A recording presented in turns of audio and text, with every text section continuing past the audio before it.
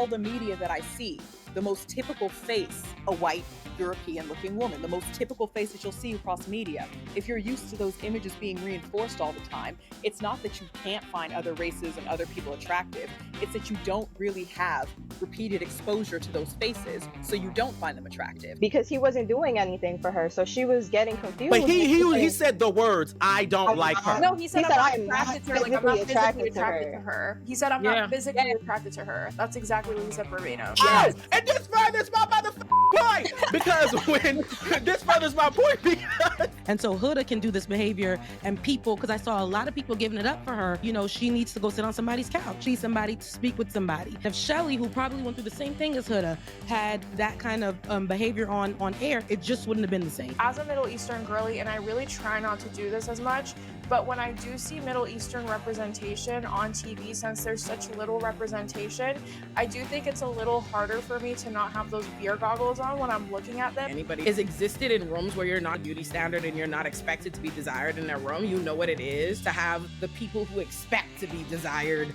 feel very upset about that. And I feel like we were seeing an element of Huda not believing that these dark-skinned Black women are going to be competition. Look at this old man. Baby Mama? wait, Olay, put it back in the screen so they can compare. You need to see Baby Mama. I tell a joke, but I never tell a lie. That's the same.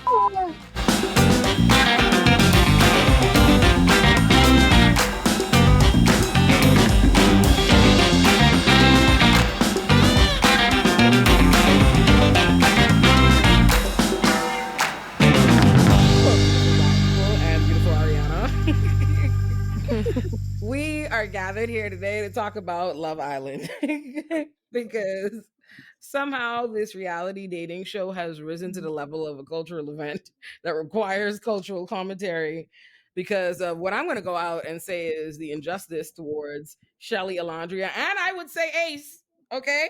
And I'm going to pass it off and let Herbie like probably get us started with some of Herbie's commentary because I've seen it around it, but I just want to say this, completely immaterial to the seriousness of why we're here. But I just want to say that Ace is fine as fuck, and I've seen a lot of niggas not wanting to. Now let me go for reference. Fine as hell. And I really saw a lot of y'all playing on his top like, oh, he's short. I think he's short. Shut the fuck up. You still fine it, nigga. Shut up. Shut up. Like, don't act like that, man. Would it pull you on any goddamn day? I was like, y'all, I know y'all not talking about this fine ass 90s face. Shut up. 90s face down. His 90s fine. 90s face, I can He's agree fine, with. like where you like look at it on your phone and then you see a man, just put your phone down and relax. Like, right. Step back into reality a little bit. Yeah. No, he's so attractive. But which is like, what is it? What is that Bible verse? Beauty covers a multitude of sins. Because I don't know if I'm on the justice for Ace train just yet, but I respect. Yeah, well, I'm not violent. He ain't ugly. Domestic violence. They're saying, and that's a lie. He's definitely handsome. He's ugly, that's a lie. He's not ugly. I don't know if he's my type. Y'all so crazy. Y'all seen that? My type is so expansive, and he definitely falls within that expanse. But you know what? I think for those of you who are not familiar with Love Island, the premise is very simple. It's a bunch of really hot people on an island in the middle of nowhere trying to see if they can find love. But really, it should be rebranded to Loveless Island. Girl, fine. Girl, that genre of fine is fine. We believe y'all. Handsome. Absolutely. We believe y'all. It's crazy. We believe y'all. It's too funny. No, but yes, it does need to be. I'll die on that hill with you. Anyway, neither here nor there. I think the premise of, I guess, this conversation that we're all trying to engage in today is the justice for the Black women on this show, in particular, the dark-skinned Black women on this show. I feel like I've seen a lot of commentary online responding to two women in particular, Chelly and Olandria. Well, three women in particular, Chelly, Olandria, and Huda, and the ways that people engage with each and every one of them as they navigate exploring on this villa and on this island. So, I mean, my initial thoughts, okay, from the commentary that I've been seeing around, I guess, the colorism piece is, like I said in that video that I did the other day, bitch, I said they're bad. right? And I think that we have to start, this is why I say this and I mean it, when we're having conversations about colorism, the most important thing for me to do as a dark-skinned person is to underscore that I think Olandria is beautiful just because she is, and that Chelly is beautiful just because she is, right? Beauty is not enough to cover the delusion that Olandria, has navigated through this season. But it is enough for me to say, come like, to her defense on this. Okay, the delusion. Okay, I think the first. Actually, you know what? The first piece of commentary that I wanted us to start with, because there's a bunch of beautiful Black women with me today. There was a Black woman online who did a video, a brown-skinned Black woman, and she said that, "Oh, I asked my man who's prettier, Olandria or Clark." And my man said that it's going to be Clark because Olandria has a strong ass face. And she said that Olandria has very masculine features. We can't deny this.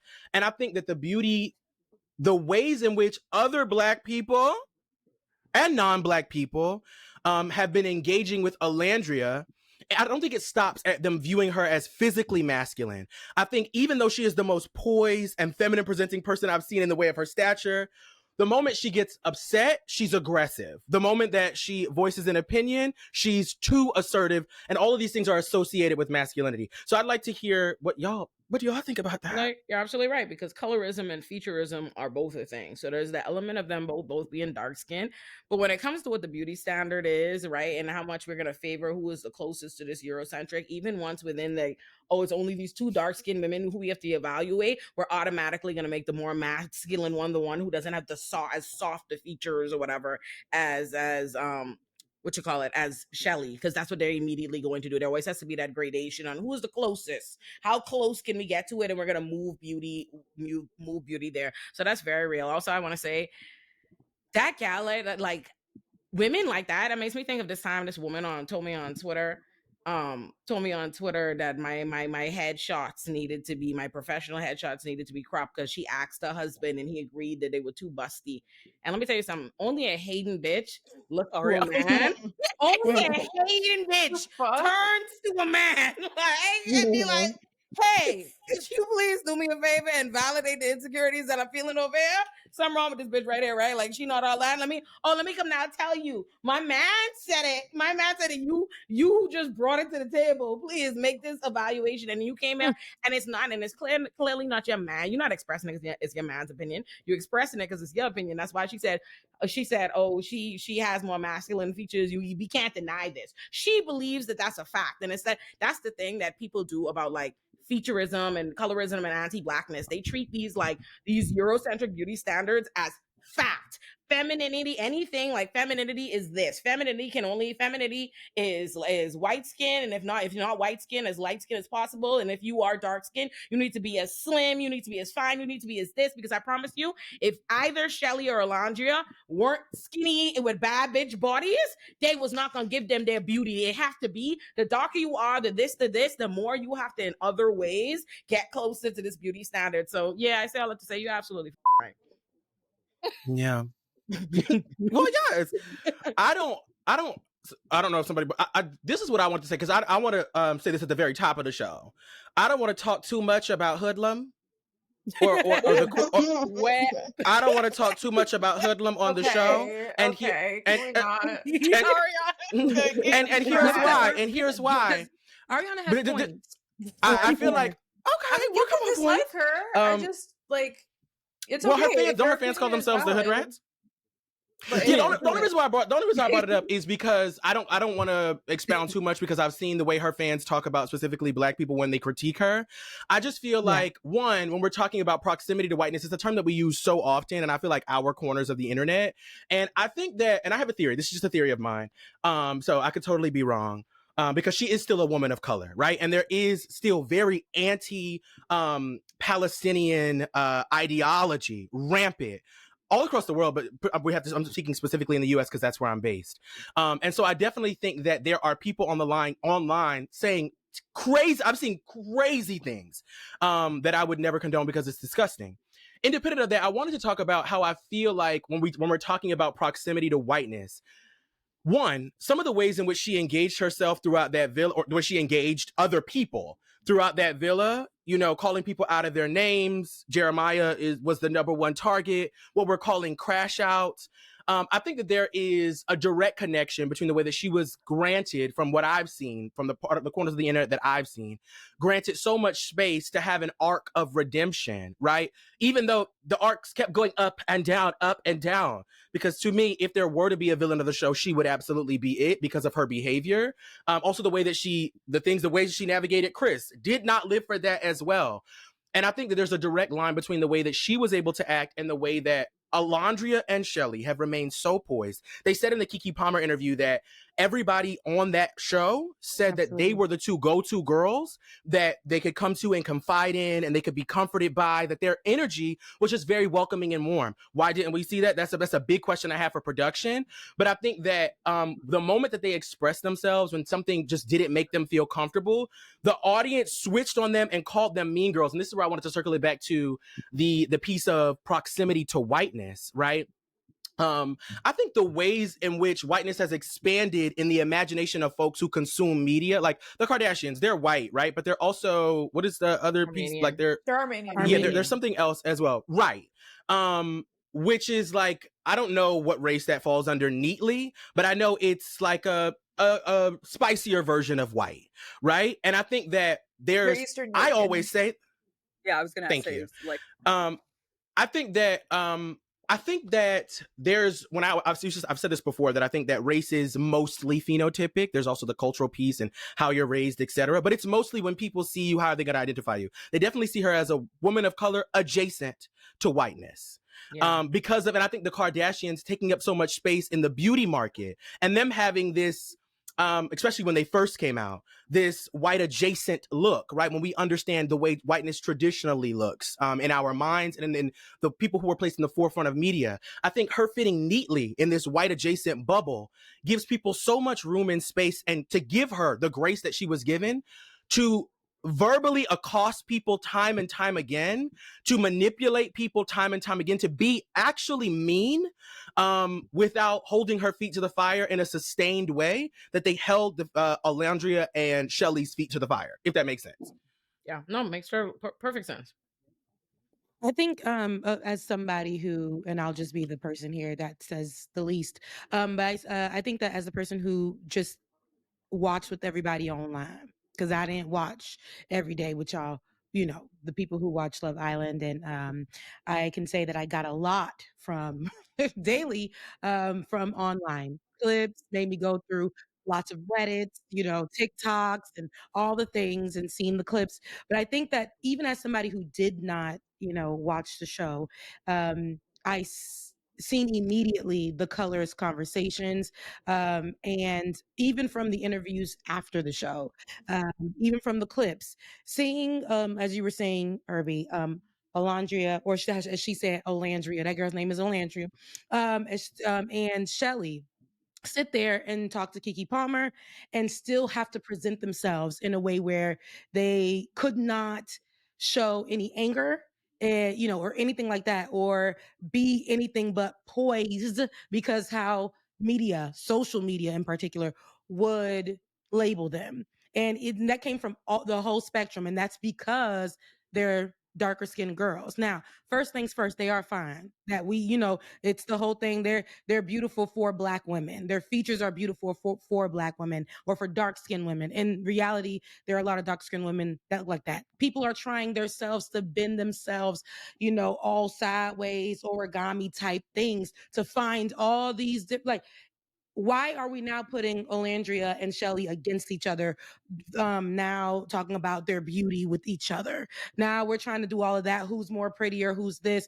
And then of course we know they're thin, but that's what makes them pretty because they're thin, or that's what makes them pretty. No, she's pretty because she's Chelly. She's pretty because she's Olandria. People gonna hate when they see like a beautiful looking woman. I don't even like, and I'm gonna put this out there too. I was talking to Olay about this. I don't like when people are doing their think pieces on it and about Huda. And Huda got work done. She sure did. We know this, okay? But that the girl bad too. I don't understand why the points are going to be when you're discussing her. She's trash as a person from what I see, my opinion, online and how she behaves. But even outside of that, but we're not gonna make our points, just centered on, oh, and she got work done. So, no. And the Yeah, that people who are part. saying it when you are having these conversations and think points, please don't be facially challenged when you're doing that. That doesn't make any sense. Like, don't be somebody who's facially challenged and then riding on Huda, then trying to make your points about the dark skinned girls, and then calling out other black. Because now your problem is now you're a hater. You're not really discussing the actual points at hand, which I said, stay on topic. Colorism. Huda is disrespectful. There's a lot of racism coming from her fans, or people who want to support her, or people who just don't like other commentators who are trying to lift up Chelly and Olandria. Like, let's focus on the actual topics at hand, what the real problem is. And that's my point right now. Yeah. Period. I mean, I'm gonna give my 2 cents, even though I got fried on Threads. But obviously I can give a lot more context than the character limit that Threads gives me. Also, I'll read through comments and I'll be like, all right, I'm not reading your comment and I'm not responding because it's just too much work, back and forth. I will say, I want to preface this by saying that anti-blackness is a huge problem within the Middle Eastern, countries and just culture. I'm Iranian. I've seen anti-blackness across a different array of different, Middle Eastern cultures, countries, etc. So that's probably more than likely why this discourse around the Huda fans per se was so centric around anti-blackness. It's because it's a problem within our communities. I'm lucky enough to have been raised by parents who are not like that, but many aren't. Now going to Huda's personality, I think that girl has a lot of mental health issues, and like in a way where she really probably needs to see both a therapist and a psychiatrist. And I'm not saying this in a mean way. I am on my Wellbutrin. I see my therapist almost twice a week. Like, we've all been there. But I do think that her actions were unjustifiable, because also when you do have a lot of trauma, it doesn't justify treating people a certain way or treating people, like crashing out or basically being verbally abusive with this guise of like, oh, I'm going to go on this podcast and then I'm going to trauma dump for an hour, right? Because although your trauma is very sad, but yeah, it's just one of those things where just because you've had a lot of trauma does not justify treating people like shit or being verbally abusive, and the list goes on, crashing out. Now, I do want to talk about 2 different points. I think when it comes to Middle Eastern immigrants, more specifically immigrants who come from countries like Palestine or myself, Iran, we're talking about people like our parents have been very, very, very traumatized. My parents both lived through multiple wars. My parents lived through a whole entire regime change. They lived under a very terrible dictatorship that still exists. And so we are kind of forced to grow up with these unhealed parents who kind of force feed their trauma onto us. Now it's on us on how we want to go about our lives with it. Obviously, Huda never got treated, and we really saw that. And I do think another part of this discourse that is kind of missing as well is the fact that so many people were relating to her crash outs and how she was being so verbally abusive and just like crashing out in these unhealthy ways. Like, I do think it does also speak to a greater component of our society as well. That being said, as a Middle Eastern girly, and I really try not to do this as much, but when I do see Middle Eastern representation on TV, since there's such little representation, I do think it's a little harder for me to not have those beer goggles on when I'm looking at them, because when we're talking about Leah or Huda, Leah is the first Iranian representation on a real reality TV show that I've seen in my lifetime that's like America centric and not revolving around Middle Eastern people or Iranian people. So I do want to just like give that leeway that for us it's a little harder to look at it without these like beer goggles on. But no, that absolutely does not justify the way that she was acting. But I do want to say that I do understand where her mental health problems come from, because like having a strict father, having a father that's verbally and mentally abusive, and she did kind of assert that she kind of like gave this connotation that it may have also been sexual abuse, but like we're not sure because she didn't really clarify. a lot of these things do exist, not just in Middle Eastern families, but brown families specifically who have gone through generational trauma. And we see how badly that impacts people. Last point I want to say, by the way, not justifying how she acted whatsoever. I'm just saying I understand where she's coming from. Last thing I want to say is that I think a lot of people are new to Love Island and this discourse of Love Island. I think that the fans this season have been in general absolutely diabolical, because what the new viewers of Love Island do not understand is that there have been multiple contestants who have committed suicide based on the discourse that has happened after the season was over. And so people calling ice on Sierra, people calling, including one of the hosts, the previous British host was. Yeah, I don't didn't know know the that. exact Okay, this details, but I do know that people have committed suicide based on the online discourse and just like the backlash that they've received. And so, although like, you know, like I just think that, you know, people are calling CPS on Huda's child, they're calling, you know, ICE on Sierra's family because she's Latina. Like, I just think this is like insane. Like, people are taking it to a whole other level that I just like fundamentally and morally, ethically do not agree with at all. Like, it's a TV show. We don't know these people personally. It's okay. Like, you'll live. You can dislike someone and just move on with your life. It's not that deep, in my opinion.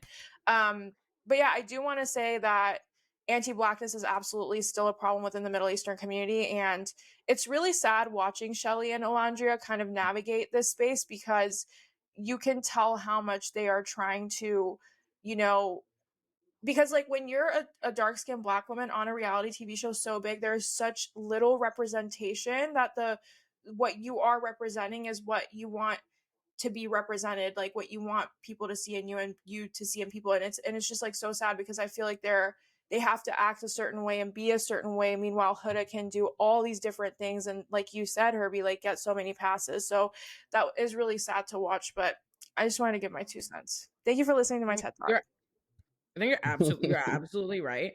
And to what you're saying about how they have to act because they're dark-skinned Black women or whatever on this reality show while Huda gets passes, it's not even just a reality show. That's how it is in real life. Like, as dark-skinned Black women, that is how they behave. Because to speak to the relatability portion of how everybody seems to like relate to Huda's crash outs and her toxic behavior, I promise you that 90% of everybody who loved it and thought it was relatable because Huda did it would have lost their mind if Olandria and Chelly did it. It would have never been relatable. It would have been, get these wild, aggressive, violent, dangerous gals off this show. They're abusive. It would have been this would have been that. Because you see, literally just, let's not talk about this right now. Or you know what I mean? Like literal, like just one sentence boundary setting, any level of like, oh, a sense of being upset led to people like, oh my God, it had BuzzFeed talking about, let me give you a knuckle sandwich, right?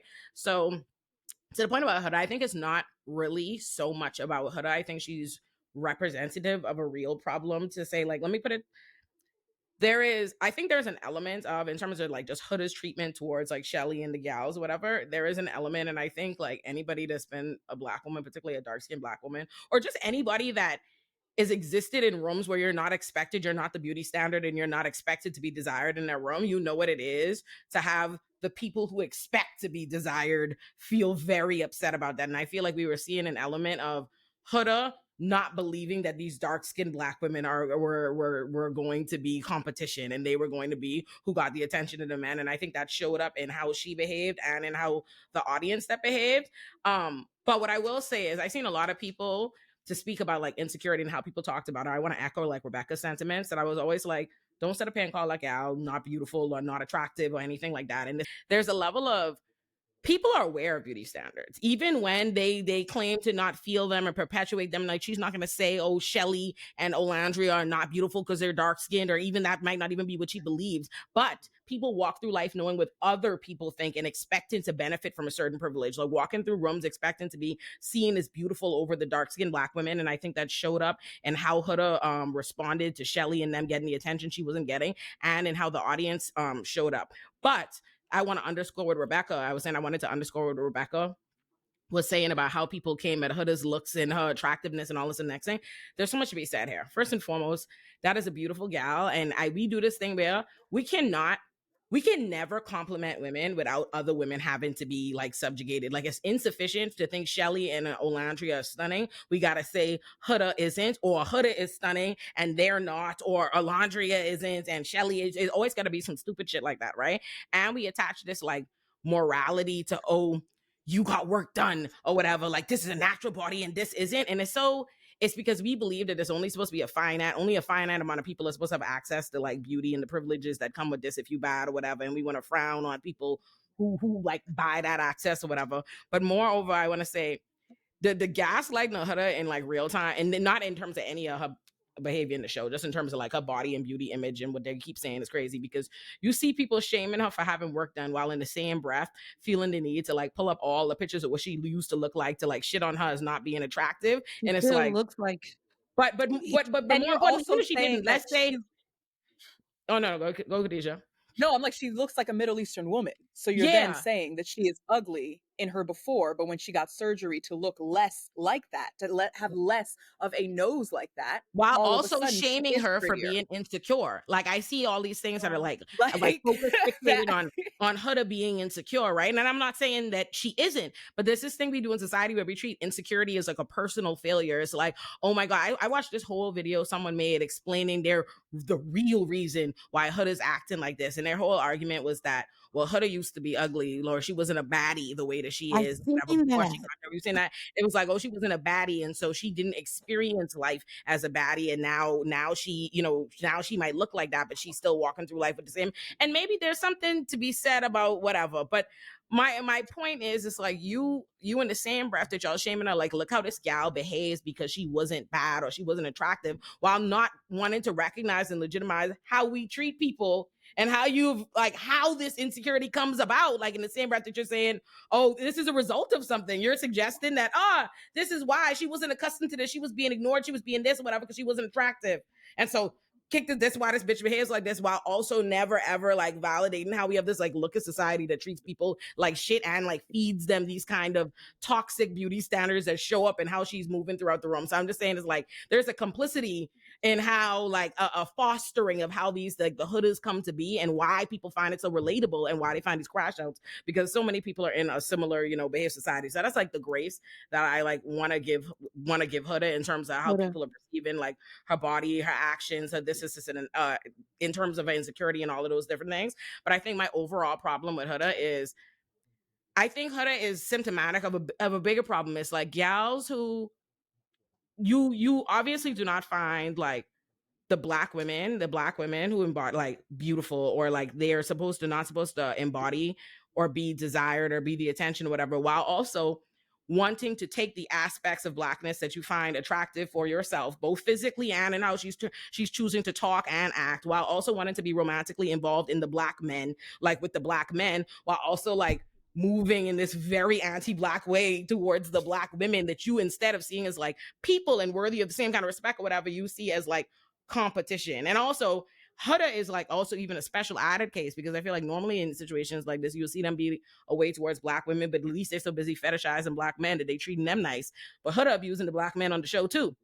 So Clock it. I don't know. I think Clock it, girl. with Can I and preach, Olay. But for 1 second, Ariana, I know Yeah, I no, want to go go back to something that you said. You said Huda, her upbringing, the Middle Eastern families, the strict upbringing, those type of things. I'm Haitian. Chelly's Haitian. She was raised similar. There's very strict. We have 3 things for the Haitian girl growing up. And I was telling Olay this. It's called l'école, la caille, l'église. That is church, home, and the crib. Okay? No, Okay. church, school, and the crib. And the Haitian girls can't do anything up to a certain kind of age. They're taught to be a certain kind of way. They're taught to say certain kind of things.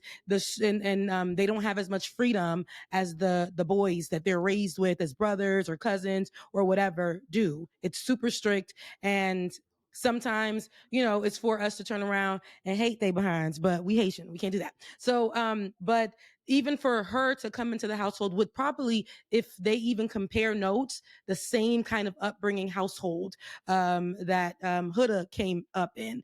And I know you said you weren't giving it's not a reason, any excuse for Huda's behavior, but I think there's something to be said about Huda being the closer to white when it's in reference to the other two girls. And so Huda can do this behavior, and people, because I saw a lot of people giving it up for her for, she needs to go sit on somebody's couch. She needs to go see somebody, to speak with somebody. And if Chelly, who probably went through the same thing as Huda, had that kind of behavior on air, it just wouldn't have been the same. Like they would have said she's ghetto. They would have said that she is a little too loud. She should have never been on the show and acting up in this manner. Ain't no guy gonna like her like that.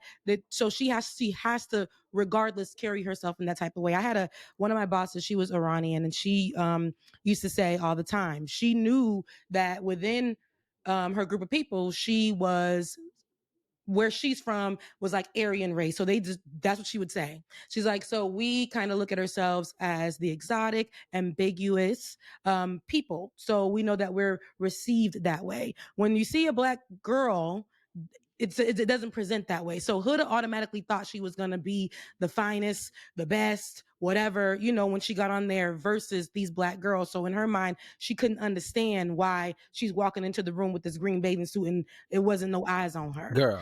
And so I say that, I hear your point on that, but the same thing could be said about Chelly. And I feel the same way. Like that girl probably went through so much as a Haitian girl, growing up with strict parents, I'm pretty sure. And until it was time for her to be able to get out there and do her own thing within the household she was at, I'm pretty sure they wouldn't even align with some of the things that she did until she got of a certain age or whatever. So the traumas from growing up Haitian, coming from a country that got something going on every other day, how, all kinds of wars, all kinds of things, I'm pretty sure like that trauma she has, but it still wouldn't give her an excuse to behave the way Huda did. I just kind of want to push back really quick. So I'm going to push back a little bit. I'm sure the Iranian woman that you spoke to had good intentions. I do want to say that not all Middle Eastern people are a monolith, and the reason why a lot of the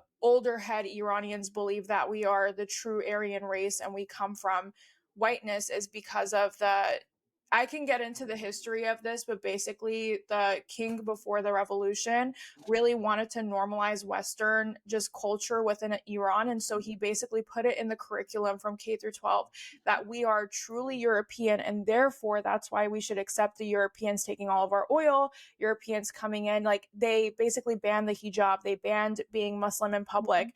It was kind of like a reverse of what we see now where they're forcing Islam. And so a lot of these older head Iranians will go around saying that we are the true Aryans and we see ourselves exotic. It is not a representation of how my generation feels or how people who just didn't grow up in that curriculum. Oh no, that's understood. Let me be clear. She just said it, my boss, she's a millennial, my former boss, but she just said it on behalf of her and her family. She was giving me on what people in America usually tell her as she was, married to a white man. She's all of that. She's within politics, but she was just making it clear for me on how her and that the same point you were giving me and how she knows that she's received in America. So she knows that she can get off that way as being somebody ambiguous, received that way. So but it's understood.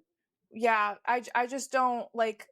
I've just heard like elder millennials say this, and it's just not really something that like the Gen Zers or the younger generation who sees through the propaganda like sees herself. So that's just one thing I wanted to clarify.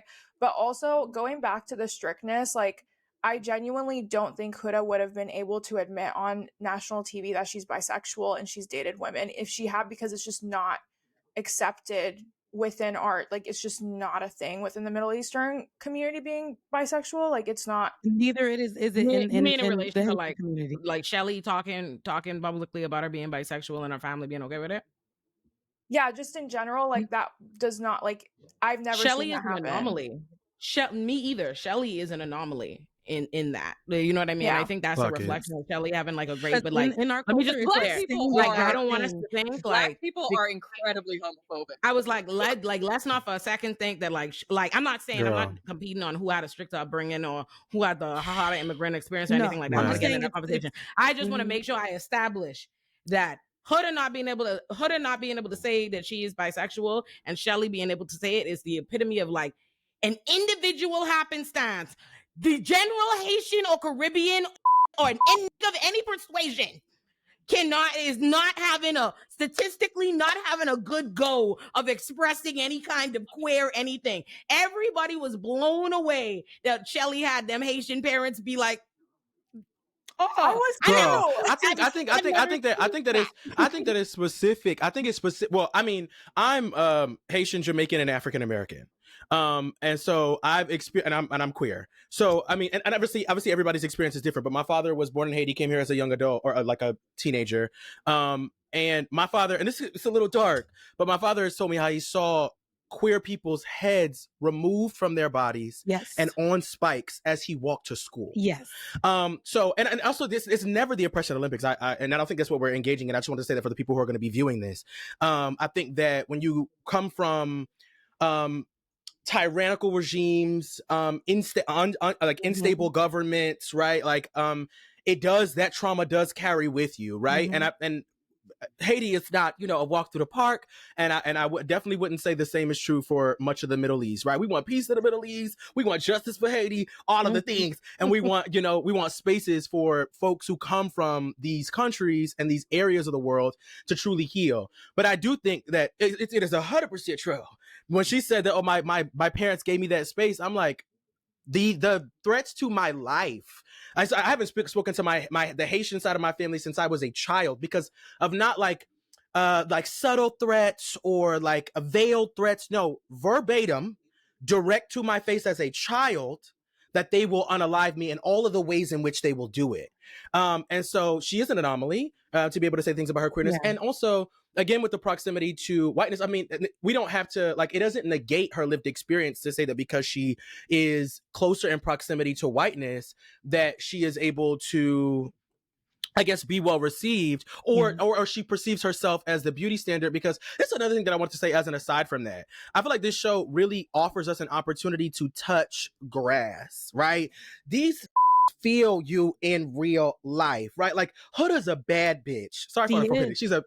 She's so pretty. And nobody on this show is unattractive. They don't search for people who are unattractive, right? And so I think Olandria said something. Austin did not do it for me. Sorry, not to cut you off. Well, he's there to a particular demographic. Yes. Who didn't do it for you? Austin, tall. Rebecca, you don't know even that white boy they talking about. Rebecca ain't seen that. Oh, you see, because like Rebecca don't know who that is. Olandria said something on the Keke Palmer podcast where she was like, "Oh, when people were saying, or when I came out and I saw that Nick was attracted to me, I was so surprised by it because in Alabama, men who look like him don't typically go for women like me," which obviously she meant black women or maybe dark skinned women, what have you. And this is what I'm like, as a person from Jersey, maybe this is my my privilege of having access to so many, I guess, forward thinking people in a blue state. It's like, I love that this show showed that all kinds of men are attracted to all kinds of women. The same man who was attracted to Huda was also attracted to Chelly. The same man who was attracted to Sierra was also attracted to Olandria. Because the reality is, and this is what I want to speak to about what Olay was saying, like people walk through life with this perception of beauty standards. Yeah, indoctrination doesn't control what that dick do. Let's be crystal clear. If you bad, 5'9", brown eyes, thick thighs, fine. These, if you bad, want to knock you down. And that's just the reality of it. It doesn't matter so much the package you come in. Now, they do have everybody on there who reaches a size 6 max. Okay, let's be clear. Because I don't see any thick girls on the show. And maybe that's because of their perception of how bigger women would be received. And that would open a whole new can of worms. Yeah. But I really appreciate that all kinds of women were equally desired by all of the men on the show who look very different ways, because it exposes to the audience that beauty is as beauty does. But emphasis on desire. Because I'm like, Khadijah, I'm going to let you talk. But I'm like, emphasis on desire. Because I want to make sure I say this. The reality that like white men will be a little one of, because I see a lot of gals seeing like white men thinking black women are attractive or wanting to fuck them or wanting to covet them or like date them in particular capacities to like mean something different than what it is. Like I see a lot. I see this. I want to just make a quick like not anti-interracial dating but anti-interracial dating propaganda that I see often, because I see, especially when people get excited about like the Olandrias, and I love it for you. Be excited for Olandria. I love it. Ain't nobody taking that from. But I've seen like several people who've been like people like black women who have never even dated interracially, have never dated white men, like make these arguments that like, oh, white men, treat us so like more softer. And you see like, oh, I specifically saw someone, I heard someone say, basically that because it sounds logical, but it's not like it could make sense, but it's not true. But I heard that they said that basically because Black men are so close to us that they're not able to like appreciate our sacrifices and our strength and all these different things versus like white men who are not accustomed to seeing this or whatever. Let me tell y'all something. As somebody who has dated interracially, never exclusively interracially, I just want to say, because I know want to hate on you and start their propaganda like you used to only date white men. Lies. Never was the case. I have dated all kinds of like me. All right. I said this to say I have dated white men and no, baby. Please don't ever in your life think like the propaganda, this idea that like white men and whiteness and this white system that is responsible for all the things you hate most that show up in Black men and in the other like communities of men, all this like patriarchy and misogyny and all this different shit. White men cook that shit up. And for you to, on top of that, with racism and all these different things and the many different things that you have to deal with in an interracial relationship, and people do not consider that, to the point where I see like people are so could not understand why Olandria, who to what you just mentioned, Herbie, about Olandria being from the South, would have reservations and be like shy and coy about going into an interracial relationship, never dated a white guy, don't know nothing about this. And there are all kinds of things, a million microaggressions and things that you got to deal with in those relationships. And I just want to say that, like, I want to make sure I say that about this propaganda that like, y'all see a nice white boy on TV and y'all see like generic soft conversation, not the real shit where it really get cooking in life. You ain't heard them talk about Black Lives Matter, no police brutality. We don't know what that man thinks about the prison industrial complex. And everybody just like, off like, yes, we love a white boy. Take it there, all Olay. this bullshit. Relax. Just take it easy. I'm not saying white guys are bad or any of this or interracial is bad. I'm just saying men are men. Where were you at on January 6th? Yeah, like let's not make these like broad declarations affirming any one particular racial group of men, but certainly not white men. Like, as a group, you can't, like, let's relax. Let's like our individual ones. You can like Nick, but slow down. That's all I'm saying. Slow down.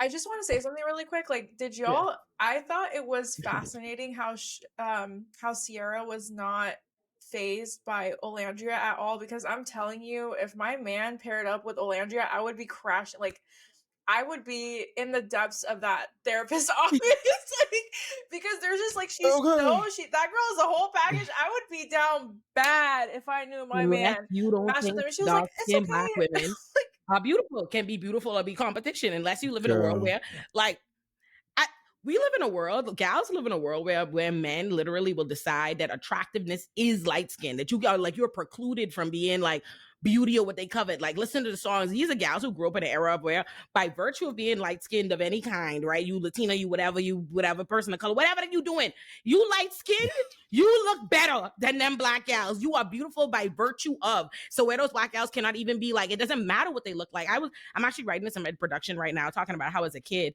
people did not, my big sister used to say like, beauty, you're beautiful, you just ain't in style yet. And what she meant by that, I remember when the song like African Queen dropped, like all of a sudden everybody thought, because up until that point, until they got permission to even think African could be beautiful, they're not even looking at you. You are precluded from being assessed. They're not even seeing you. You know what I mean? It's just you and I. And so that's what they're used to. The black women in the room just being invisible. It don't matter to her like how good Olandria look or what her body look like, when inherently being like a dark-skinned black woman is not what they expect men to want to have on their arm. Because a lot of what happens in dating and desirability and who men choose to like pair up with publicly has to do with what they're trying to project to the world, what they want the world to think. In a world that says this is what is valuable and this is what is not, it's still gonna give credence to you have this light-skinned gal on your arm over this dark-skinned gal. Like, it's almost like a dark-skinned gal could be as beautiful as possible as a black woman, but you still have to defend her beauty. As fine as these gals is, Chelly and Olandria, you see black women having to go to war on the internet to explain that to these people, like, and you see even other black gals who've internalized the foolishness jumping in. So you're right, Ariana. I said it to say, you knew that Olandria would have teach for man. You knew Olandria was going to take your man because, she looked good. But anti-black gals wasn't checking for. That's why. I mean, it's the same reason that Andreina walked in and said, I'm taking your man. And everybody collectively went, girl, not mine. What? Because she fits into a certain standard and a vibe that in reality TV is kind of played up, the spicy Latina, right? and if you look close to that, you're sexy, you're exotic, and they'll throw Middle Eastern women in there. They're gonna throw this quote unquote spicy white. Yeah. Anyone that is white Chipotle. adjacent, whatever you want to call it, which I don't love, but whatever. They will throw those women in and say they're exotic. But then turn around and say Nick can't find Olandria attractive when she might be the most exotic looking woman he's ever seen. You know, the difference in, and I'm not saying that it should be celebrated, men fetishizing exoticism, but for me, a lot of times men just say that, but it's like they actually are interested in things that they can't get in their everyday life. And if they looks different, it's like, oh, okay, this is a vibe. But I wanted to talk a bit about, I've been writing notes while you guys were chatting. I'm trying to listen first, you know, but beyond that, I think what we're talking a lot about is like beauty markers and things that will indicate you are beautiful, whether you're right up close to somebody or 10 miles away, or not 10 miles away, 10 feet away. So like them being skinny. A guy knows that he's supposed to be attracted to a woman of a certain size. So he won't even turn around if a girl is slightly thick. Like if somebody's walking past you, let's say. Another marker, you have lighter skin. I'm told I'm supposed to like lighter skin, and not told as in there's a great big they secretly implanting these images in my head, but told as in all the media that I see, the most typical face is a white European looking woman, the most typical face that you'll see across media. If you're used to those images being reinforced all the time, it's not that you can't find other races and other people attractive. It's that you don't really have repeated exposure to those faces, so you don't find them attractive. If you are the only white person living in a town of fully black people, those are the type of white guys that if I were to date them, it would have to be like the first white boyfriend I ever had. He grew up in a black neighborhood, and that was the only reason I initially trusted him. Obviously, there was a whole, again, all the quote unquote glitters is not gold. Okay, listen, stop. He was a like wigger. He was problematic as fuck. Okay, very much so. Fetishized Asian women. It was weird. It was weird. You know what I'm saying?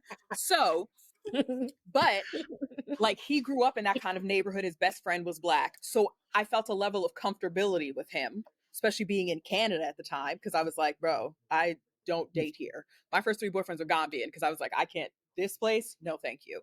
But it's just kind of interesting how we look at certain beauty markers and decide because they're closer to whatever standard, and we're talking about white supremacy, but people get mad when you say that word, so I'm just going to say whatever standard it is, women have to be that way. If I don't have this wig on, if I don't want anybody to talk to me or bother me, for the most part, it'll still kind of happen. But for the most part, if I don't want anyone to bother me, I will not wear my wig. I will not wear any makeup, and I will put on my hoodie and my baggy pants and just do my thing. Sometimes people will still say stuff. For the most Very part, it's Beyonce chill. coded. Yes, the zip up hoodie. But if I know that I want to feel a little cute that day or whatever, and I know that I feel cute, and therefore somebody's going to say something to me, I will get all dolled up. And I know for a fact people will pay attention and look because my clothes are fitting tighter so you can see my body shape more. I have hair. I'm giving them all the indicators of a feminine woman, girly, what you should be attracted to, what people will, as you were saying, Olay, be jealous of because other men, at the end of the day, it's like men care about desire, but they also care about what other men think. In environments like that, especially, they're competing for the girl who maybe they think the guy that's the top dude wants. Like Jeremiah and Huda getting together was interesting to me because they seemed like the most stereotypical attraction of what we find attractive now, right? Huda has somewhat of the Instagram face vibe, but it's very natural looking to me. It enhances her face, and she's got the body, the booty, all that. Jeremiah, he's not too dark skinned, but he's not super light skinned like Drake, but he's in the middle, and they're very conventionally attractive coming together and thinking that everybody in the house wants to get their person. It's so wild because Jeremiah is so like because we know what the beauty standards are. We know he is attractive in our world. I heard you getting ready. I just don't find him attractive, but I understand nothing that's for me. But Yeah. I had a Bitch, I'm break finna my bark. ankle trying I'm to spin finna around bark an at the 18. screen. You said I wanted to bark? That man is too bark. That man is What? too fine. Jeremiah? Oh, It Jeremiah. never get. It's What? not. I had to go and look Yes, up the No, reference. he's so I've like seen, yes. he's so Hell good. yeah. I mean, Seriously, like not he looked ugly, like who handsome. I would have thought looked good in grade 6. Like, you know what I mean? Like when you like No, was that seen man to is be just fine. fine. You know what I kinda mean? looks like a Like model. When UPN was popping. Yeah. like This when is, you know, when Lil Fizz was a dream to see. this is But- one-on-one, you know, Moesha days. You know, when Yeah, they used to I bring get the it. love One-on-one, interest that in man He it. looks perfect. not one-on-one because he cannot see Robert Richard Arnaz. He cannot Arnett see is my kind. You Jeremiah know, I don't even cannot do light skin see no more back Arnaz. then. He's perfect. You're just saying that He's 'cause Arnaz literally had green. perfect. That's He looks how like I feel about Ken Ace. doll. I think Ace is stunning, son. Please. Like, I really think Ace is Arnaz- stunning as well, but like Jeremiah literally looks like a black Ken doll, Barbie, and Huda please. was giving me very much Middle Eastern Barbie. Like I lived down. They're both very, very attractive. Jeremiah was the most attractive man to enter. You that a villa. crazy Down. nigga, and I'll fight you to the No. death, Herbie. You And a Jeremiah you was- a- you're I'm a fucking- you're a lunatic. You're a madman. That's what I'm Who was saying. finer than him? Other than Ace, because you're gonna say Ace. Other than Ace, who was finer than him? I'm gonna Ace be is honest top with you. two. I don't want anybody to come for me about this, okay? Who's the Well, finest in the house to you? Nick is very attractive. Okay, He's so the now I gotta most go attractive on. man to enter the villa. I am a firstly, you know why? Because Nick is a himbo. I agree. Nick is a himbo. People think he's a boy, but he is actually a himbo. First Okay. of all, I hate a dumb nigga. When he was running, Me and his as shoe well. flipped up in the air, and his shoe landed on his head, and he giggled. I was like, I'm in love with this man. So it's Nick not is so much fine. his like physical presentation, And it's we're his energy talking as about well. this Presentation. Nick is like No, this. this Nick is picture a does not Nick even is look a good. handsome white That man. picture doesn't No, even no, look no. like this. Nick is a this regular picture? handsome white man. No, His fine will be Olay. determined Ooh. by how he You know- Olay, know listen, who- I let y'all This- go on about this is Chris, the Nick Chris might be question. my You finest. said you have to talk Give about me a this. mo- Okay. let me We're not stand gonna up. talk about this. Let me This- stand up for my man, okay? Go fight for Because him. these Not my Listen, man. I see you like These y'all. photos do not do him justice. He looks like a Hold on, baby I when see he entered the Shanae. villa. I try to talk. This Shanae, man I'm unmuting you. Came out of the villa. Okay, and that's a maybe better it's the, picture, maybe Shanae. it's the Olandria effect. You Why know, am I maybe trying to it's the unmute effect of Shanae? him being with her. But he came out of the villa, and I was like, Nicholas. Oh, Nick. He's handsome. Now you're trying He's to handsome. Nick, I unmuted you. It might be Olandria being with him. I don't know. I think Nick is also handsome. Yeah, Nick was the He is finest in the house handsome. to you. y'all aren't gonna do Nick like The this. fire- Wait, I take it back. I Chris, just want y'all to Chris. raise your hand for a vote. Oh, Hannah believes that Nick is the Stop. finest man in the villa. Wait, what? Who here believes that Nick was the finest man in the villa? We can't hear it. We actually can't hear, but I was assuming you said Nick was the finest man. I want the streets. I want the streets to see you, Aaron. Please, Okay. do an edit. Take Zoom them mug in, shots make now. sounds. This is the mugshot. Make sounds. Turn to the side. You know what? I do take it it. back though. Chris is definitely finer. You Chris you is look my like him? type. Okay. Chris, Chris is 6'8", tall. He's too beautiful, tall. beautiful brown, Oh, like the black one that Huda skin. was dealing with. Yeah. Oh, he don't move me none at all. Like Yeah, I like I he don't Yes, move me none at yes. all. Like, I didn't. I Yes. wasn't moved That's by- actually my type. Nothing about him. I like. You know? 6'8", I Nothing. can't. How? What? 6'8" is way too. I dated a dude that was like almost damn near that height. I've dated a was couple Chris guys the that are that Haitian, height. I Puerto dated a man who Rican? was 6'6". No. Is he Haitian? No. Was That, was no, he like, the man that you're was living in thinking of Puerto the Rico ugly but was one. really Haitian? no, you thinking Oh, about Oh, the ugly y'all one. looking at everybody being super mean. You like being dominant. His face. So mean. I hated that. Yeah, I don't say nothing about. God. He. Well, yeah. I don't know if that was. I mean, it was cringy. I don't know if it was necessarily mean. I felt like Huda is a more like alpha woman, so it was a fair assessment. I mean, like, you know, I know Huda. I don't care for Huda, but I was on Huda side when I saw that because some of that man, everything about him, Weird. he give me the ick in 8 different ways that I really could write a paper on, but I'm Wait, gonna who? spare him. Chris? No. The ugly Chris, the ugly version of Chris. What do you Not name? the ugly version of Chris. What's his name? He's Jeremiah? not ugly. JB. He's JB. The not one with the ugly. mouth? You saying the one He with the was- mouth ain't ugly? He's cringy. No, But he's not that too. ugly. That's a separate point. You back to this lying, Herbie, because I writing about this in my production. Why you be lying, but who's ugly? You know What was his name? You said from Herbie, Love like Island? Herbie and Rebecca. I'm telling you, something in the Haitian water will not let you call my ugly outright and play in public. They gotta lie. They start lying.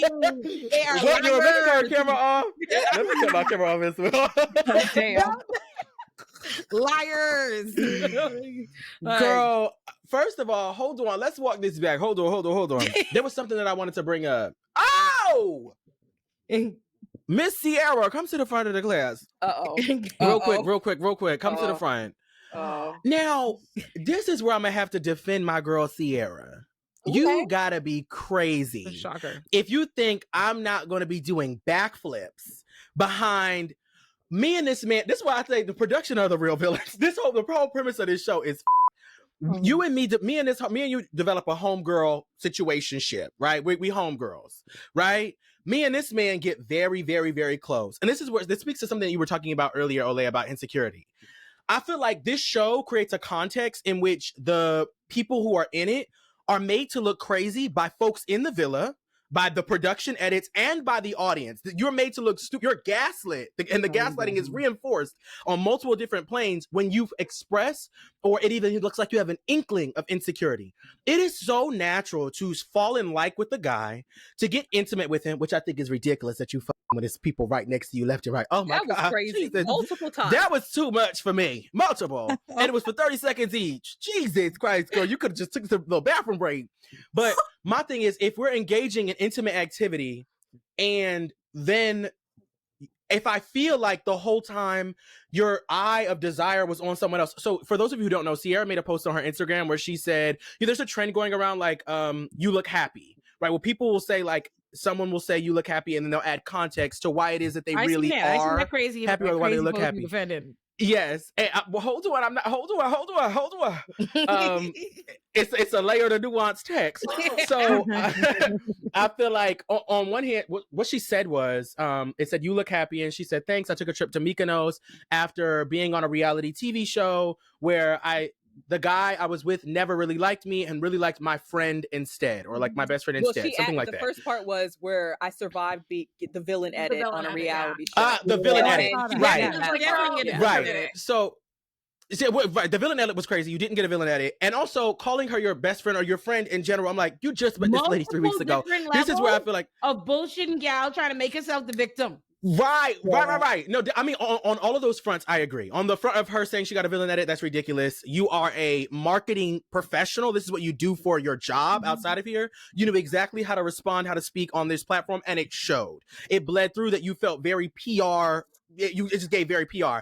But so I don't subscribe to the villain edit, and I don't subscribe to people being weird. I'm sorry. This is not your best friend. You just met her 3 weeks ago. But what I will say is we are acquaintances, and we are in this bubble. We are real good homegirls. We're Judy's, right?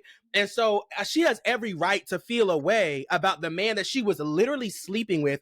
Only one other person went that far on this platform, and that was Huda, right? And she got intimate with the. She got intimate everybody's forgetting that Iris. Oh, girl. Yeah, Iris, like Iris. and Amaya ate that kitty in the highway. Okay, right. So, toes curling. Let's not do this. Shelly and Olandria were probably the only two that actually didn't sleep with anybody. Everybody else. I kind of. But the point I was trying to make. Wait, hold on. The point that I was trying to make was, I do feel like, and then y'all could take it away. The point that I was trying to make is, I think that it's absurd for people to like step outside of reality. It's so normal to feel insecure that a person that you were dating was secretly or unbeknownst to you attracted to someone that you developed a friendship or a friendly relationship with, and also to feel like, hey, I want to know what this is after we've become intimate. And that was the only person she was intimate with, really her only real connection throughout the whole show. I think it's a natural reaction to feel insecure about that connection, or to feel a sense of resentment around how it ended. I think that's natural. My world, smallest violin.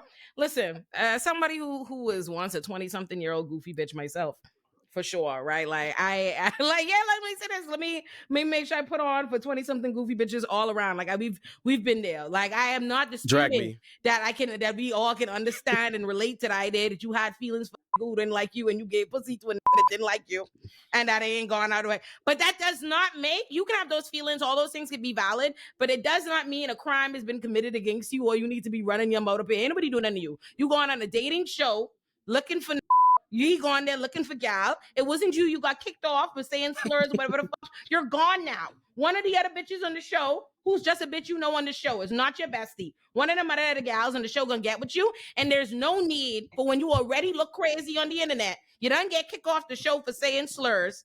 This is a bad strategy. This is goofy. And a real friend would have told you don't do it, just like in real life when you're being goofy about your feelings, which you're entitled to. We all are entitled to carry on as bad as we want in the privacy of our homes and of our homegirls and our group chats and our friends and stuff like that about how we feel. That was a feeling she was valid to express to all of our friends in private. Getting up to make a TikTok talking about me, I treat Level as a victim.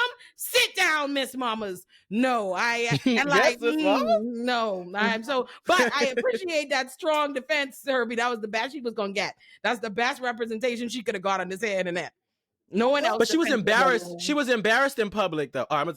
No, That you're ain't fine. embarrassing. Herbie, would you feel, Herbie, if you right now, if I went on Instagram right now, Herbie, use my real friend in real life, and you had a video like, oh, this is what I go do after such and such make a fool out of me because they don't like me, I'd call you right up. Hey, friend, hey baby, Yeah, I would have to send you a text. That's not what I'd have happened. to send you a Yeah, text. yeah. Hey, girl, with a screenshot. We With can a roast about screenshot, that, just girl. to be. Take it down. I'd be like, oh my God, friend, you know you could call me, Log right? out You know for I me, work from baby. home. Okay, so I'm gonna need your phone. Okay, boo. I'm gonna need your I'm phone. just, that didn't happen. So just log out. God forbid I try to defend Listen, a good nearly friends stop friends from innocent crashing woman. out. Like from crashing Yeah. out, but especially about, here's the thing about it. You can't crash out after it comes to your attention that it was never that serious. Like you can feel bad about realizing that you thought it was something more than what it is. But once you realize, now you see how it look crazy. You were the gal who noticed mine ain't on your run. On the internet doing what now? Is someone you want him comment? You want to be like, oh my God, I'm so sorry you feeling stink like that. I'm sorry you down bad from his life. And so you could click on his page and see him with his new gal. What do you want to happen? Everybody say, oh my God, I'm so sorry he ain't like you. I think what she. Oh, sorry.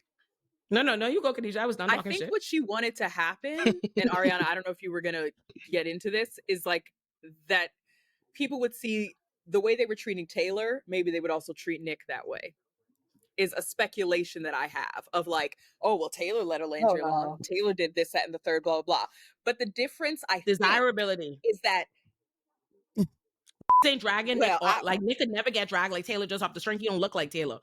People not being attracted to Taylor, not thinking Taylor. The core reason and why we are okay with kicking his fucking back into the consensus. There is no Taylor defense. No one's lusting over Taylor. Nobody wants Taylor. Nobody in this room at no point in time. We called out 10 different names, which it was fine. No one said Taylor. So now I look up Taylor. Okay. Okay. Yeah. Agree. And because the way Olandria says that Taylor moved in the house was way more than we ever saw. Above and beyond what we saw. He was acting like a boyfriend, apparently.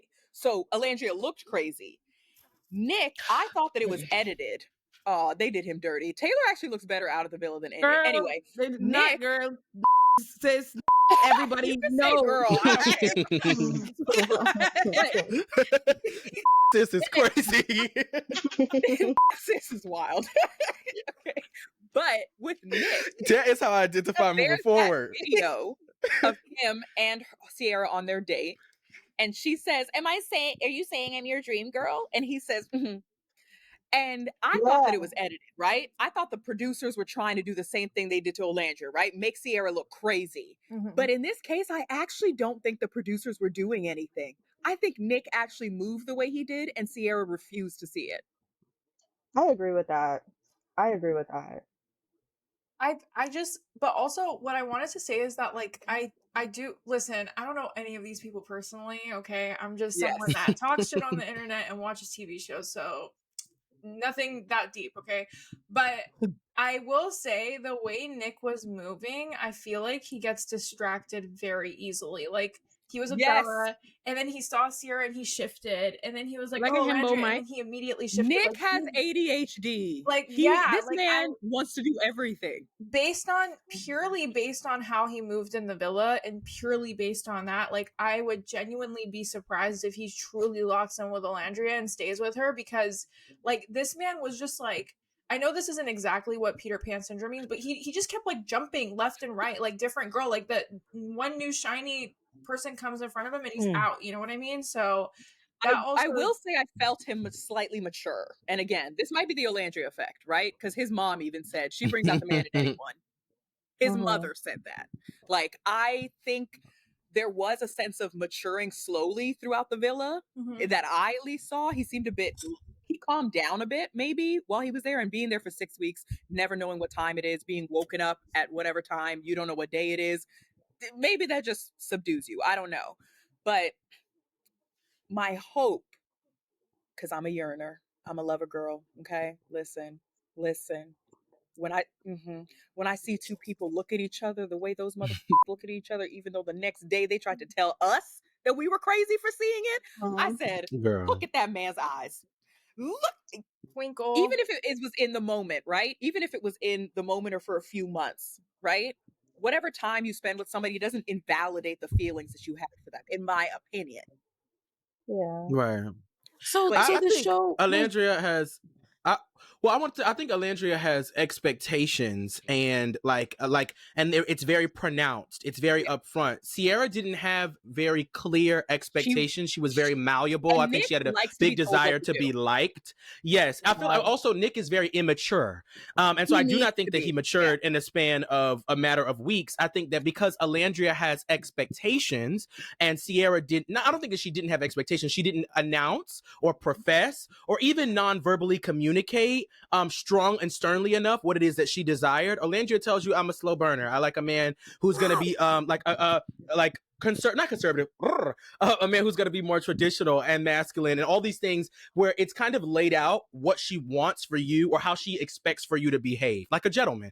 I feel like Sierra really desired to be desired by Nick, and so that malleability was definitely, it was legible to me as a viewer. I could see that, like, girl, where do you stand? Like, put all 10 toes down and say what you mean and mean what you want to, like, mean what you're saying. I don't know. I feel like also that's another thing about the sensuality. I'm not certain that Olandria is that damn slow of a burner. Sometimes I'm like, girl, turn up the heat, right? Because I think that it has to do with the way that Black women, and of course this is increased based on hue, body size, curves, etc., right? But that Black women are deemed licentious, right? That she felt like, as Khadijah just said, probably the only people who didn't engage in sexual activity that entire time were Chelly and Olandria. And I think that is intentional, and probably Clark, and that's intentional, right? As Black women, I think people expect them to be, video vixens, give WAP, Megan Thee Stallion, whoop-de-whoop. And so, because I remember when the other cowboy came in and he was like, can I get a kiss? What's his name? Jalen? Can I get a kiss? And gave her a kindergarten peck. I'm like, pick her up. Girl, she gave you permission to kiss her. This kindergarten kiss is not going to do it. I need you to apply pressure.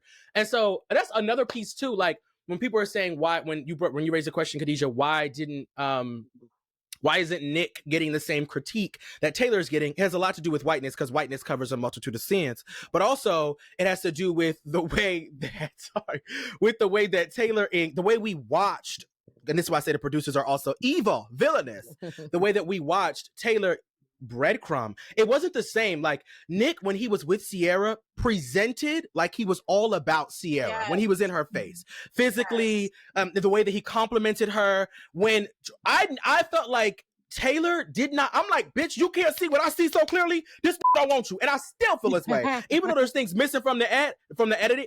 And when she's like, because her and Chelly. Sorry. To me, it was the same thing. The way Nick moved, girl, the same is crazy. She was having to ask for kisses. He didn't kiss her outside of the challenge. He barely kissed her outside. And then when he kissed her, he literally said, "I'm not attracted to her." He never told her that, though.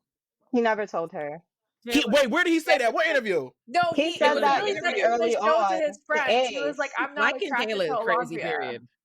Like in Yeah, Taylor's and case, no Ace matter what. basically How did I- had to. He said How did I miss that encourage him episode? Like he said that to very apply clearly. pressure to Olandria because he wasn't doing anything for her, so she was getting confused. But and he saying, said the words, "I don't I'm like her." not- No, he said, He said, I'm "I'm not not attracted to her. Like, I'm not physically attracted to attracted to her. He said, I'm Yeah. not physically attracted to her. That's exactly what he said verbatim. To his Oh, Yes. and this furthers my motherfucking point because when this furthers my point because there was a scene where he prepared a date or something where it was basically like a performance. When I say, then I have critiques about that in another. We'll talk about that later. When I say that it felt like. I'm like, are you on this date with Olandria or are you on this date with America in the villa? Everybody sat outside the date while he's doing this little yoga or whatever for her. And then he gives her a kiss. And before giving her a hug to embrace her, he runs to his homeboys like, I'm like, why is this a celebration that you kissed the woman that you find to be so attractive? Why are you seeking gratification and validation from these men after you kissed a woman that you find attractive? It never made sense. It was clear to me. Here's what I think. And this is where I got to call my sister Big O in. That she was not that damn delusional. That she, much like he, was waiting for someone else of true substance to come and apply real pressure. So they locked in with each other to stay. And this is not my only critique of Olandria. I feel this way about a bunch of these people in here. They lock in with someone who they kind of feel, but not really. They stayed throughout the show. And then when Jalen came in, he didn't apply the right amount of pressure. I think when she's saying to herself, like, who can I make it to the end with? Who can I get this 100K with? What is the audience thinking? It wasn't going to be Jalen because he wasn't applying real pressure. He just expressed, I like her. Okay, that's enough. These are words. The audience has watched you engage with Taylor for all this time. Let me stick it out with him because we have a stronger connection. No, you just have more of a tenure with him throughout the show. It was clear to anybody who has 2 eyes, 2 ears, and a big fat nose in the middle of their face that they could see, hear, and smell that he was not interested in her in a real way. I don't believe that she was that delusional. I think that she wanted to make it to the end. She wanted to explore her options. And that she wanted to build a brand for herself. You have what I call AD blindness. Let me tell you what I'm referring to. On Love is Blind, when I refuse to believe that AD was delusional and did not know that Clay did not like her. Clay. You could not tell me that AD was not in on it. And she knew, and she was going to tell that no at the wedding. The wedding episode came, and my girl, you talking about Love is Blind? Yes, that's what I'm saying. AD blindness. It didn't pick up. Remember AD and Clay? She's referring to Clay. Yes. I just knew. But now that's one of the finest Clay men to did come not- out of these dating shows. No, Yeah. no, you must be stopped, Herbie. Clay, you like Let me pull up Clay. You must be stopped, Girl, Herbie. my eyes don't work. Girl, my eyes don't work. Well, that was a lie. My eyes don't lie. Clay. Wait, the dark skin one, right? Clay, with the the dark beautiful one. AD, had some nerve. Me and his brother went to college together. Okay, so you should know better. And his brother is handsome as well. But he's a very handsome. He could be evil and handsome. You said he's one of the finest ones to come out of Love is Blind. Who was more handsome than him? Give me honestly that I'm not sure because then on there. So Yeah, I can't even remember because it was who is it was Love is Blind, but I don't know because I think he's not handsome. we're not Is doing he that because handsome? it's not that he's not like he's he's ugly. He's not ugly, but Okay, Herbie, you you said he don't was understand. finest. You said he was fine. He is. He's We'll wait. The audience will wait. But wickedness. Who's more attractive? He wicked. In that show, I can't. We will wait. Who's more Girl, it's attractive quiet. than Ain't no him? back talk. Let me go with It's quiet. Ain't no back talk. He was fine, but I will say is your AD black, was brown delusional. men who- AD was that delusional. She was She really was. that That's delusional. it, Khadijah. Where Yes. she No, wanted I to was- choose. She wanted to. She really the math wasn't mathing. But I think they referenced this part because remember I didn't watch in the Keke Palmer interview where she said, and Keke gave her like flowers for that. She said, for you to fight for something, I think we need more of that, to see more of that with the women. Just saying, I want you, and that's okay. Yeah. If the person doesn't choose you back, but just for you to say, I'm going for that, or, and we need a little bit more of that to show that, okay, it's not just go for that person. Because she was saying as a Black woman, usually you got to be all like, yeah, okay, you don't want, like, I don't care, whatever is what. But she was like, no, I want you. We should work on it. And Keke was telling her like, that's actually something that we should show more often in the. I don't know if I would take relationship advice from Keke. That's Wow. crazy. Lovingly. That's I have a crazy. response to Herbie. That's crazy. That's crazy. Lovingly. But I think the one, first of all, I went back to all of the men in Love is Blind, and I think that you're correct that the men are down bad in this franchise. This ain't a franchise full of fine men. So I not even in the pods. But I'm going to say the one nigga who looked better than him for the You gonna say the one who Not dated the that recent- light skinned woman?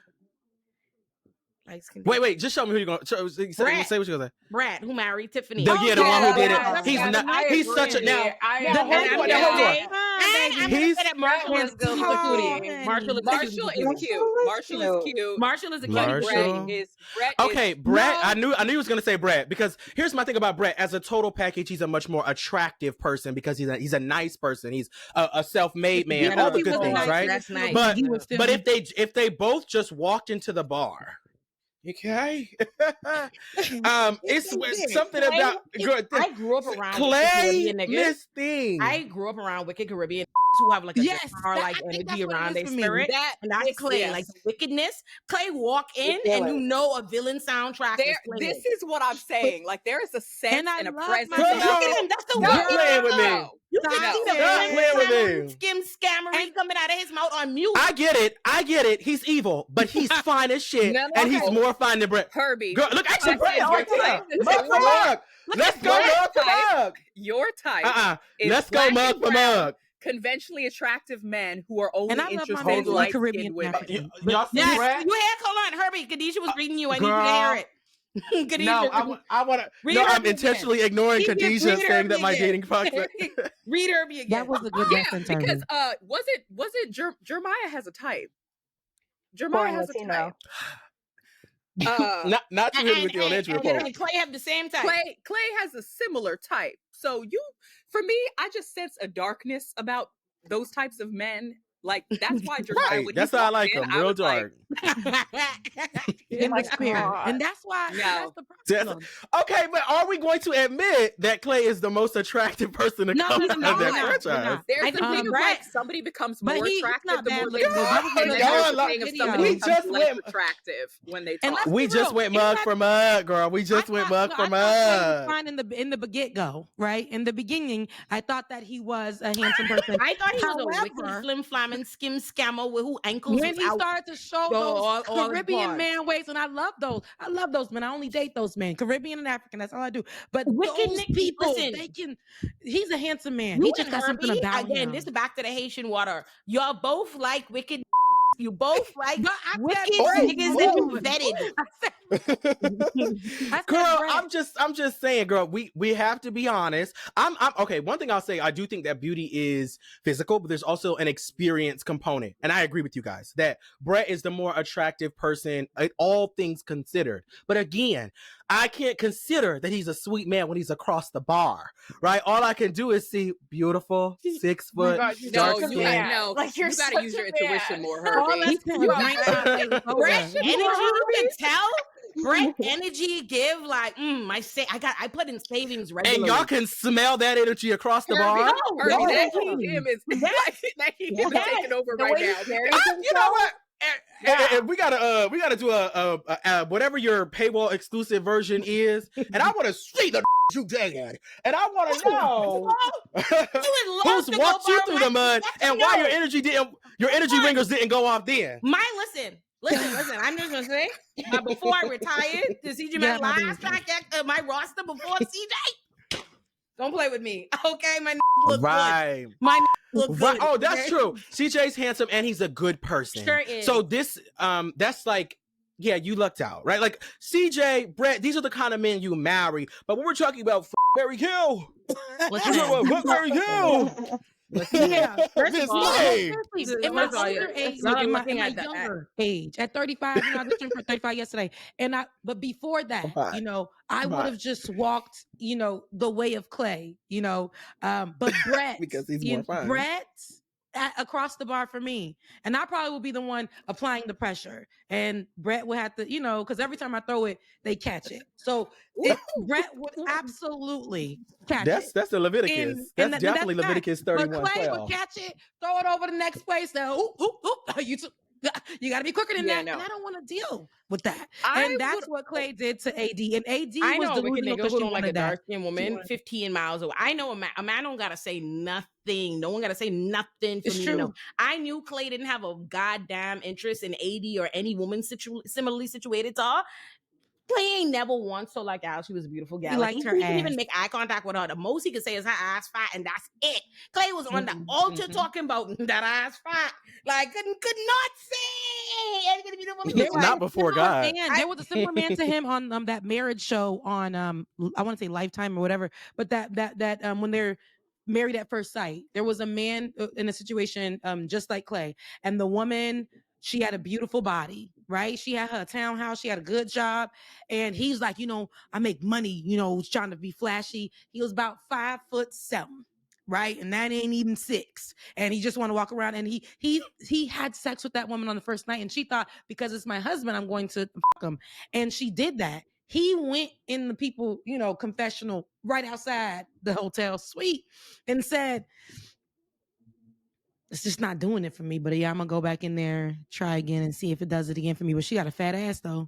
Bartiz. Try it Fat ass, again. though. Diabolical. What is Try the it name of again. the Latina gal that Bartiz was playing like a fool? Who? Oh my god, I never seen a gal had for a poppy show like the gal Bartiz was on Love and Love Is Blind. He was piping her down, and every Bartiz, confessional he was like, Bartiz. she don't look good to me, but that Yep. Raven, she don't look good. The I'm not way attracted he to her. was talking But about putting her Bartiz. down Bart- religiously. Bartiz was a wicked ugly nigga. Let me tell you who was ugly. That man looked just like this. That's exactly what he looked like. That's Oh. exactly what he looked like. Carrying on bad. Thinking because he's Like that. look at Yep. his Have ugly you man. seen Baby Mama? Wait, put that. Wait, Olay, put it back in the screen so they can compare. You need to see I lied. Baby Mama. I tell a joke, but I never tell a lie. Absolutely. That's the same And nigga. he did that girl like that. You guys need to see Bartiz's Baby Mama. First of all, I'm Hold looking at it on. right now. okay, Wait, immediately. That Miss Baby Minnie's white Mama. lady down. After he talked all that shit, but her old girl wasn't attractive, and then he went and got him. The white girl. Yes. I got her. And That's what this is I'm no, saying. this is not to make it, and this is no offense to this white woman who's catching strays, but just to, just to give you guys, and it's blurry, but that's all you need. You And know that's what what it's happens giving? when you think beauty is the like. You know what it's giving? One, she could be an undercover baddie. Honestly, she could just be like Khadijah? hiding. Let me tell have you. It's makeup, Khadijah. whatever. It's a big duvet cover. Khadijah, California King. Okay, fair. I believe that beauty. I believe that it is. California King. With the right makeup, Oh, with the right lady, but facially challenged is where I go with it. And this is not a stray. Like, she's catching a stray right now, but the way Right, that no, Barty no shade to her. No shade. No shade. No Yeah, shade. but the way that Barty gave it up on the show about the woman, about the girl he was with, and I can't even remember her name, but she was beautiful. But he made it seem like, oh, she don't got her stuff together. Tried to belittle her because he knew in the real world outside of this, she's gonna no, that man choose. don't think. Let me tell you something. Wait, let me say, because I don't want the regular face white women to come attack me in the comments. She is regular looking. There's nothing. I don't mean anything shady by that. But we have to be honest. She's probably beautiful in an energy space, but her face is regular, and that's something fine. But this is statistically giving tells me very that much- regular face white women are not who's watching this for real. Olay and Friends. Yeah. Something I don't know what suspicion. Like, we don't call people what ugly. me to believe. It's giving very much, what's his name? Jesse Williams. When people saw his wife, they were shocked by how she looks compared to how he looks. When J. Cole's girlfriend or whoever, people were shocked. Yeah.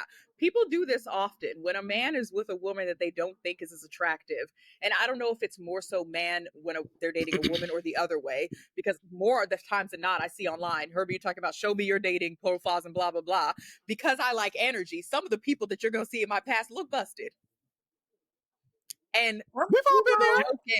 What is it? The joke is Michael Phelps wearing all those awards, and it's like, me, if giving the medium ugly guy a chance and still getting played was an Olympic sport.